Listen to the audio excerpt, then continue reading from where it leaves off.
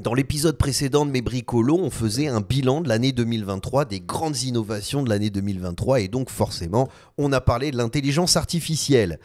Et à travers ce bilan, et en essayant de se projeter en 2024, je soulevais la question, la problématique de dire, bon, très bien, on a pu tester cette intelligence artificielle avec une espèce de boîte de texte, comme si on envoyait un message à son copain, mais en l'occurrence, l'intelligence artificielle, quelle forme elle prendra ? Quel est l'objet, quel est le hardware qui allait incarner le mieux finalement cette intelligence artificielle? Et j'essayais de me dire, voilà, ça sera l'enjeu de 2024. Il n'aura pas fallu longtemps pour que cette prédiction se confirme. Une journée après, justement, c'est ce qu'on va voir dans cet épisode de Mes Bricolos. Allez, à tout de suite, on se retrouve en couleur. Salam alaikum, bienvenue à tous dans ce nouvel épisode de Mes Bricolos, épisode numéro 19 de la saison 4. Bonne année à tous. Premier épisode de l'année 2024, les copains, ça me fait super plaisir de vous retrouver. C'est notre petit rituel hebdomadaire, vous le savez, chaque mercredi à 17h heure GMT, je publie un nouvel épisode de Mes Bricolos. Et dans ces épisodes de Mes Bricolos, on prend le temps de discuter, de papoter, échanger, commenter les dernières actualités de la création, de l'innovation et du design. Alors ne vous inquiétez pas, ça va pas être un épisode de 45 minutes comme l'épisode précédent où je faisais un bilan de l'année 2023. Forcément, bilan de l'année 2023, je suis obligé de passer du temps à décortiquer tout ce qu'on a vécu parce que c'était quand même pas mal de choses. Non, là ça va être un épisode plus court et puis en plus, voilà, vous avez fait la fête, on s'est bien marré, on est resté à veiller tard pour se faire le bisou après minuit. Donc vous inquiétez pas, là ça va être un petit épisode, ça va être ma résolution de l'année 2024, faire des épisodes de moins de 20 minutes. Bon, bref, alors justement, j'étais en train de vous dire, épisode précédent, 45 minutes, justement où j'abordais cette question de l'intelligence artificielle. Alors je vous conseille d'aller voir cet épisode, de toute façon je le mettrai à la fin de cette vidéo et puis dans la description.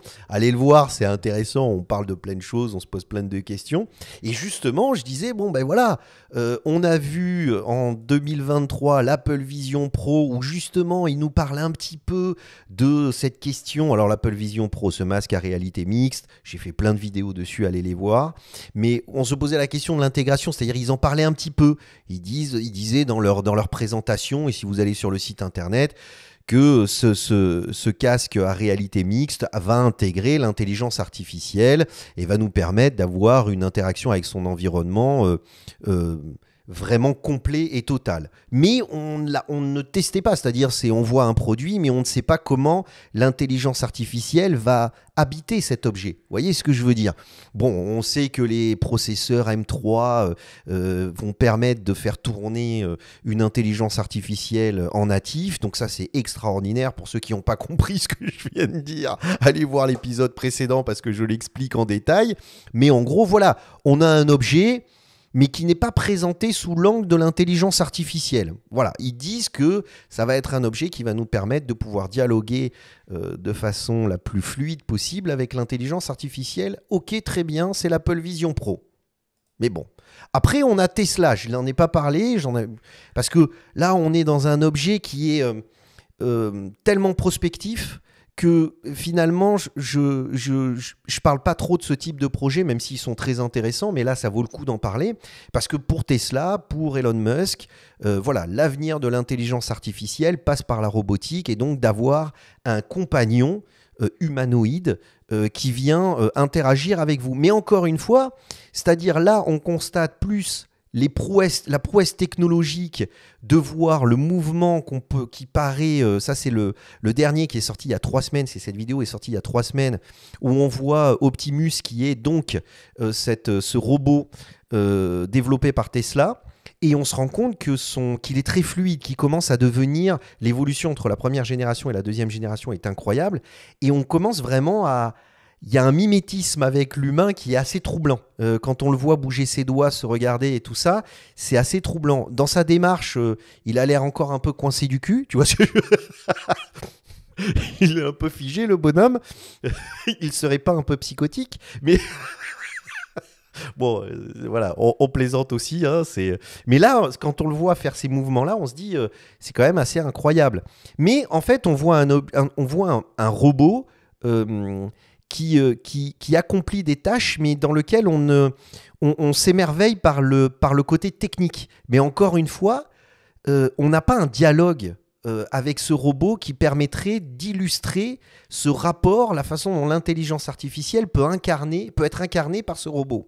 Et puis après, on a évidemment l'IPIN. Alors là, pour le coup, c'est le seul objet qui a été développé. Ça a été fait, ça a été présenté fin 2023. J'ai fait une vidéo spécifiquement dessus qui a d'ailleurs bien marché, où j'explique cet objet, qui est en fait la réponse aujourd'hui pour moi la plus complète et la plus intelligente, même si je suis d'accord avec vous, je sens que je vais avoir des commentaires en ce sens, ça reste pour moi une version bêta. Y a beaucoup de questions et de problématiques qui peuvent être améliorées dans cet objet, mais au moins il a le mérite vraiment de être une réponse à comment cette intelligence artificielle, par quel objet il peut être incarné. Et ce petit objet incarne vraiment bien cette intelligence artificielle, c'est-à-dire on a cette fonction de dialogue direct, encore une fois comme un premier objet dans lequel l'intelligence artificielle est l'objet, c'est l'interface principale de cet objet numérique. Donc c'est le software qui est l'intelligence artificielle, installé sur un hardware qui est donc ce AIPIN, et l'association des deux rend un objet qui permet de contempler, de voir ce qui se passe autour, d'apporter des informations complémentaires, dans lequel il n'y a aucun écran, c'est une interaction par le geste, et une projection laser sur la paume de la main. Alors, j'ai lu dernièrement qu'apparemment c'est assez incroyable. C'est-à-dire, moi j'étais très sceptique parce que quand je voyais les vidéos ou quand je vois ces photos, je me dis ouais d'accord, c'est photoshopé à mort.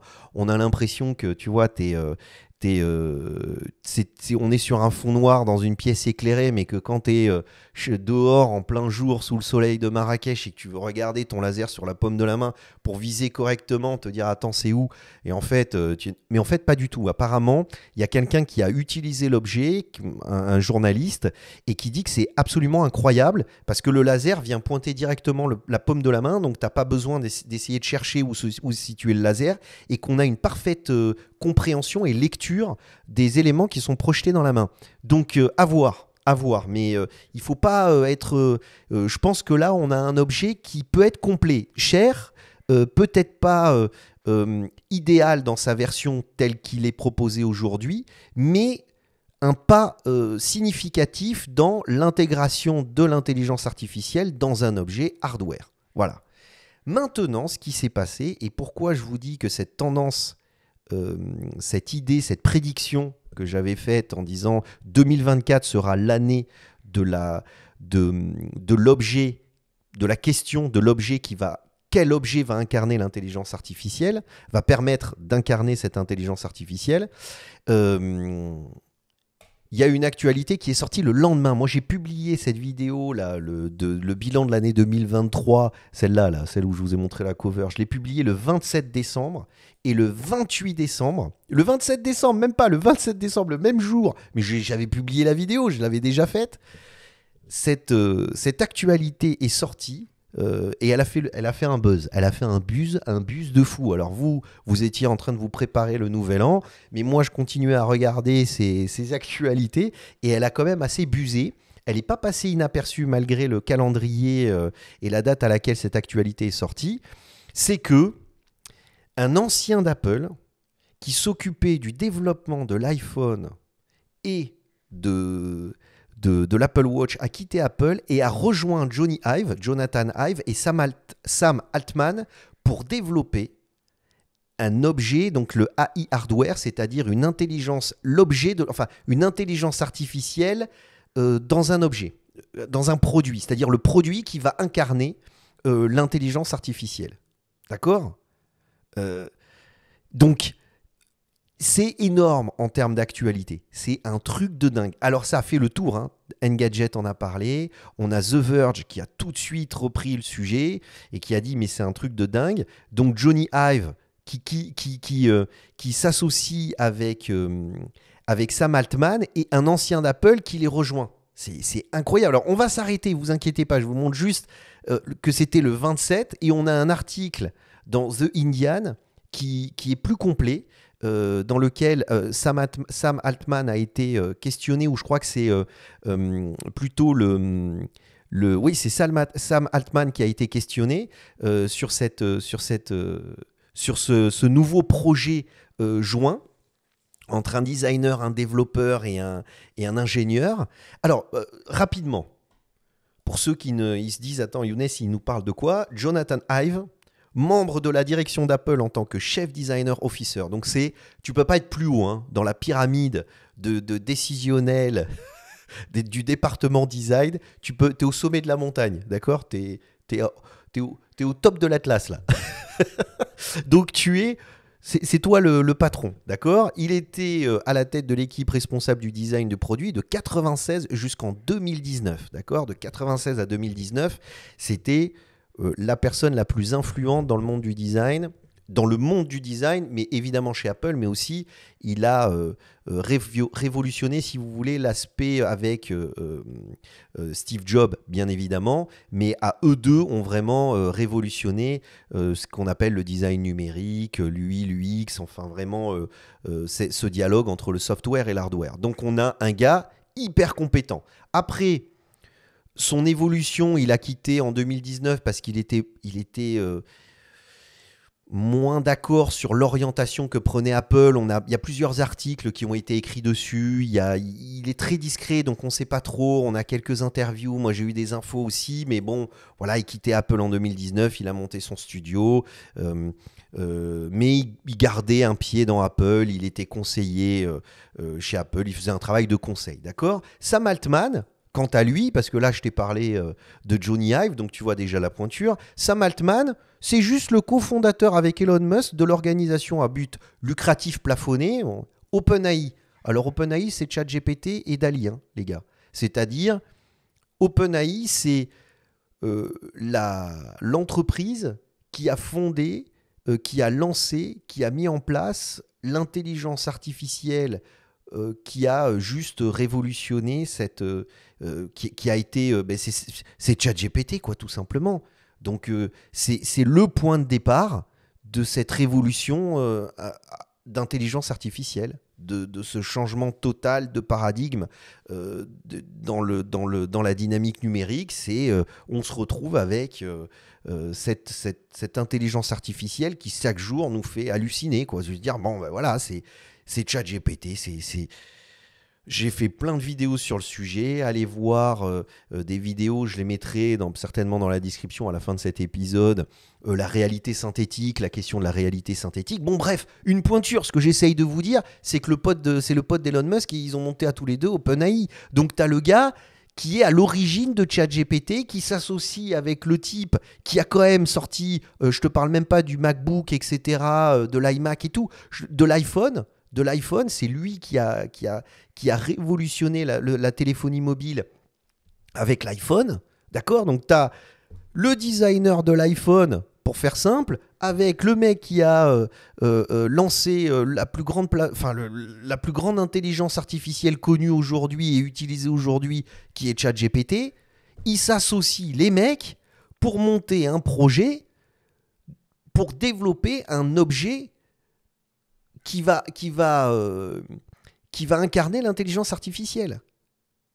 Tu t'imagines le truc? Donc, on n'a pas quelque chose de précis, on va le voir dans l'article, mais ce que j'essaye de vous dire par rapport à la prédiction que j'avais fait en disant 2024, l'enjeu, ça va être ça, mais là, tu peux pas faire plus haut, c'est-à-dire c'est exactement ce qui est en train de se passer. Alors évidemment, c'est une actualité, ça veut dire que ils étaient déjà en train de développer la chose, ils avaient déjà, cette association était déjà plus ou moins faite.